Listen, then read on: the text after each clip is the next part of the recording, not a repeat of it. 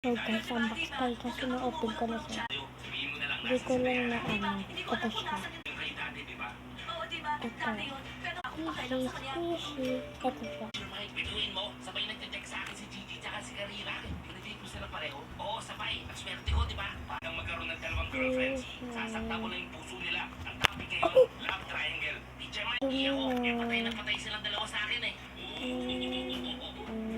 Oh my God, girls. Gusto ko talaga dito. Ang mga banis. Feeling ko, uwi na ako. Akin na ang mga gamit. Ipagdasal natin na.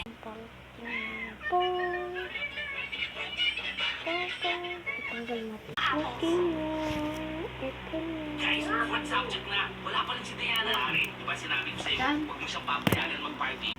Kasan natin siya ng tubig. Ito na lang.